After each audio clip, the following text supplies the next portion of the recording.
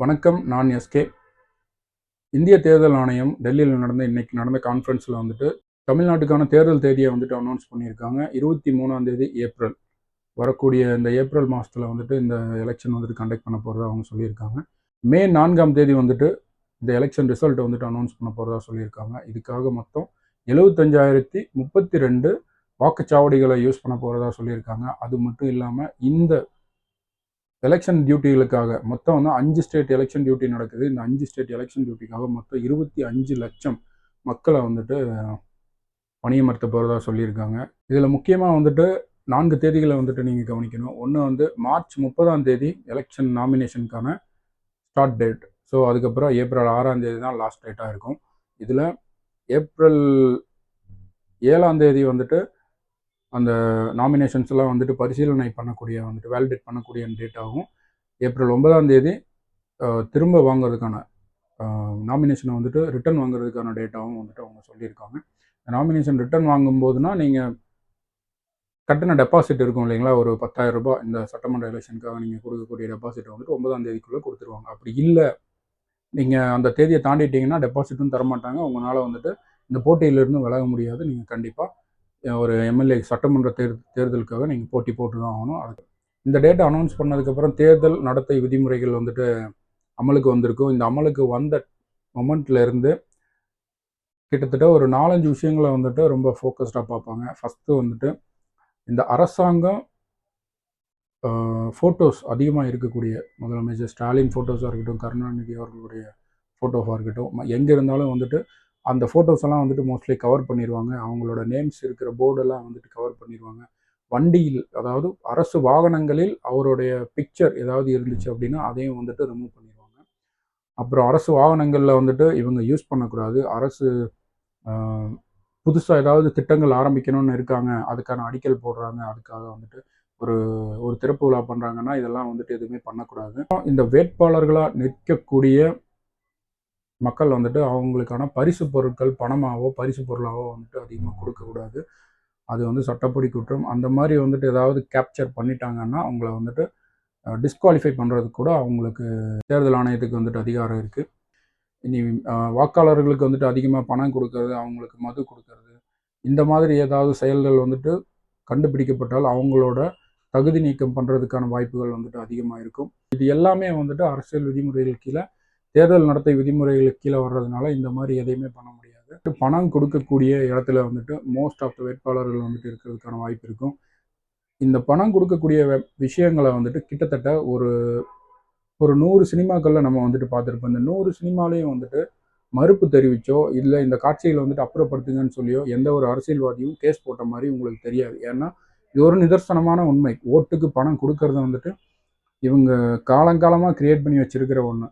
ஆனால் இந்த வாட்டி அந்த அந்த ஒரு பிம்பத்தை வந்துட்டு உடைக்கிறதுக்காகவே எக்கச்சக்கமான நேர்மையான மக்கள் வந்துட்டு இருக்காங்க. அந்த நேர்மையான மக்கள் என்ன பண்ணுவாங்கன்னா, நீங்கள் காசு கொடுத்தாலும் வாங்கிக்குவாங்க, ஆனால் உங்களுக்கு ஓட்டு போட மாட்டாங்க. அது மட்டும் இந்த ஒரு இடத்துல வந்துட்டு எனக்கு ஒரு தேர்ட் ஐ மாதிரி தோணுது.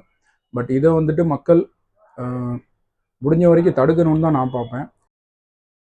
அடுத்ததாக இந்த எலெக்ஷன் வந்துட்டு ஸ்டார்ட் ஆனதுக்கப்புறம் மிகப்பெரிய நகைச்சுவைகள்லாம் நடக்கிறதுக்கு வாய்ப்பு இருக்கும். ஒரே பேரில் ஒரே இடத்துல வந்துட்டு நிறைய ஒரே பேரில் இருக்கிற கேண்டிடேட் வந்துட்டு நிறைய பேர் வருவாங்க. எக்ஸாம்பிளுக்கு வந்துட்டு பழனிசாமின்னு சொல்லிட்டு எடப்பாடியில் வந்துட்டு ஒரு 30 பேர் வந்துட்டு போட்டி போடுவாங்க. ஓபிஎஸ்ன்னு சொல்லிட்டு, பன்னீர்செல்வம்னு சொல்லிட்டு ஒரு 20 பேர் வருவாங்க. விஜய்ன்னு சொல்லிட்டு ஒரு 10 பேர் வருவாங்க. ஸ்டாலின்னு சொல்லிட்டு ஒரு 6 பேர் வருவாங்க. ஸோ இந்த மாதிரி வந்துட்டு எலெக்ஷனில் இந்த ஒரு ஜோக் எப்பவுமே இருந்துக்கிட்டே இருக்கும். அது கூடவே இனிமேல் நீங்கள் பார்க்க போகிற பிரச்சார களங்களில் வந்துட்டு ஒரே ஃபன்னாக இருக்கும். நீங்கள் தோசை சுட்டு கொடுக்கறது, கிரிக்கெட் விளாடுறது, இந்த சாக்கடையை வந்துட்டு வெள்ளை வேட்டி கட்டிகிட்டே வந்துட்டு இறங்கி சாக்கடையை க்ளீன் பண்ணுறது, அப்புறம் வந்துட்டு பட்டம் விடுறது, இந்த மாதிரி எல்லா காமெடிகளும் வந்துட்டு நடக்கும். இதெல்லாம் எப்போ நடக்காதுன்னா, நீங்கள் வீட்டில் சும்மா இருக்கும்போது நடக்காது. எலெக்ஷன் வந்தால் மட்டும்தான் இந்த மாதிரியான கூத்துக்களை வந்துட்டு நீங்கள் பார்க்க முடியும். இதுக்கடுத்து என்ன நடக்க போகுதுன்னா, பணம் டிஸ்ட்ரிபியூட் பண்ணுறாங்க இல்லைங்களா இந்த கட்சிகள். இந்த பணம் டிஸ்ட்ரிபியூட் பண்ணுறதுக்கான வேலைகளில் வந்துட்டு ஆளும் கட்சிகள் வந்துட்டு நிறைய முயற்சி பண்ணுறதுக்கு வாய்ப்பு இருக்குது. இந்த முறை அது அவ்வளோ எளிமையாக இருக்க போகுது. நீங்கள் பணம் கொடுக்கறதுக்கு வந்துட்டு முயற்சி பண்ணலாம், ஆனால் அந்த வந்துட்டு ரொம்ப ஈஸியாக கொண்டு போய் சேர்த்திட முடியும் அப்படின்னு மட்டும் கனவுல கூட நினைக்க முடியாத அளவுக்கு ஒரு ஃபோர்ஸ் வந்துட்டு ரெடியாக இருக்குது. மற்ற எந்த ஒரு கட்சிக்கும் இருக்கக்கூடிய ஃபோர்ஸை விட இந்த கட்சியில் இருக்கிறவங்க வந்து ரொம்ப நேர்மையாகவும் மற்ற எல்லாரையும் வந்துட்டு கேள்வி கேட்குற இடத்துக்கும் வந்துட்டு வந்திருக்காங்கன்னா இந்த டிவிகே பசங்களை வந்துட்டு நான் சொல்லுவேன். நாம் தமிழரும் வந்துட்டு இருக்காங்க. பட் இவங்க மேலே எனக்கு வந்துட்டு ஒரு சின்ன ஒரு வருத்தம் மட்டும் இருக்குது. 15 வருஷமாக கட்சி வச்சுருக்காங்க. 4 எலெக்ஷனை ஃபேஸ் பண்ணிட்டாங்க. எல்லா வருஷமும் குற்றச்சாட்டு மட்டுமே தான் சொல்லிட்டு இருக்காங்க. இவங்க காசு கொடுக்க போகிறாங்க, இவங்க 20 கோடி 30 கோடி 40 கோடி செலவு பண்ணுறாங்கன்னு சொல்கிறாங்களே தவிர அது யார், அவங்களுக்கு அந்த பணம் எப்படி வருது, அந்த பணத்தை வந்துட்டு இவங்க எப்படி டிஸ்ட்ரிபியூட் பண்ணுறாங்க, அதை எப்படி நீங்கள் பிளாக் பண்ண போகிறீங்க, இது எனக்கே வந்துட்டு ரொம்ப ஈஸியாக தோணுது. நீங்கள் ஏன் பண்ணலை? ஃபுல் டைம் அரசியல்வாதியாக இருக்கிற ஒரு நாம் தமிழர் கட்சியில் இவங்க இந்த வேலையை வந்துட்டு பண்ணவே இல்லை. இவங்க ஏன் பண்ணலைன்னா எனக்கே தெரியல.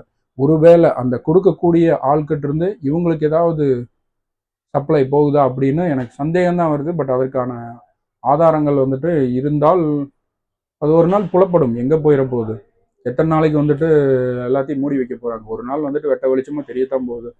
தெரியாமையே போக போகுதா என்ன? ஸோ அது இல்லை. அவங்க மேலே இருக்கிற வருத்தம் இது மட்டும்தான். எல்லாத்தையுமே வந்துட்டு கண்டுபிடிச்சிடுறாங்க. ஆனால் இதை நிறுத்துறதுக்கோ நிப்பாட்டுறதுக்கோ ஒரு வழியை வந்துட்டு என்றைக்குமே அவங்க சொல்ல மாட்டாங்க.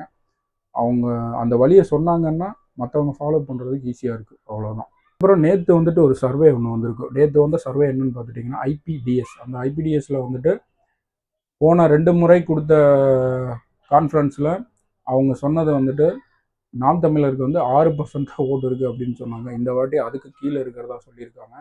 மற்ற கட்சிகளோட வளர்ச்சி மிக மிக குறைவாக இருக்குதுன்னு, தாவேகாவோட வளர்ச்சி மிக அதிகமாக இருக்குங்க. ஃபஸ்ட்டு எலெக்ஷன்லேயே 25% ஓட்டு கிட்ட வந்துட்டாங்க.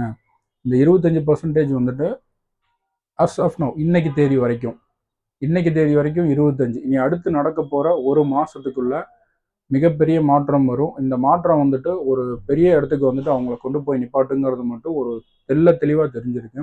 நேற்று வரைக்கும் ஸ்டாலின் வந்துட்டு முதலமைச்சராக வரணும்னு சொல்லிட்டு இருந்த எல்லாருமே வந்துட்டு அடுத்து விஜய் வந்துட்டு வரணும்னு சொல்லிட்டு இருக்காங்கன்னு அந்த சர்வேல வந்துட்டு சொல்லியிருக்காங்க. இதில் வந்து அவங்க சொல்கிற கூற்றுப்படி பார்த்தா ஒரு 80 தொகுதியில் வந்துட்டு ஏடிஎம்கே டெபாசிட் இழக்குன்றாங்க. டெபாசிட் இழக்கணும்னா இந்த டிஎம்கே டிவிகே இந்த 2 கட்சியும் வந்துட்டு போட்டி போட்டு 85% மேலேயான வாக்குகளை வந்துட்டு இவங்க 2 பேரும் வாங்கினாதான் மற்ற எல்லா கட்சியும் வந்துட்டு டெபாசிட் இழக்கிறதுக்கான வாய்ப்புகள் இருக்கும். ஏன்னா 1 2 3வது கட்சியே வந்துட்டு சம்டைம் 2வது இருக்கிற கட்சியே வந்துட்டு டெபாசிட் இழக்கிறதுக்கான வாய்ப்பு இருக்குன்னா அந்த இடத்துல வந்து அது ஒரு சிங்கிள் ஸ்வீப்பாக தான் நம்ம வந்துட்டு பார்க்க முடியும். பட் இந்த வாட்டி டிஎம்கே வந்து க்ளீன் ஸ்வீப்பில் 120 சீட்ஸ் வின் பண்ணுறதுக்கான வாய்ப்புகள் வந்துட்டு மிக மிக மிக குறைவு. போட்டி ரொம்ப கடினமாக இருக்கும். இந்த கடினமான போட்டியை வந்துட்டு அவங்க எப்படி எதிர்கொள்ள போகிறாங்கன்னு பொறுத்து இருந்து பார்ப்போம். இனி வரப்போகிற நாட்கள் வந்துட்டு ரொம்ப ஜாலியாக இருக்கும். பார்ப்போம் ஒரு நாள் என்னென்ன மாதிரியான ஃபன் வந்துட்டு இருக்குது அப்படின்னு சொல்லிட்டு அடுத்த வீடியோக்குள்ளே தெரிஞ்சுக்கும். முடிஞ்ச சப்ஸ்கிரைப் பண்ணிக்கோங்க. தேங்க்யூ.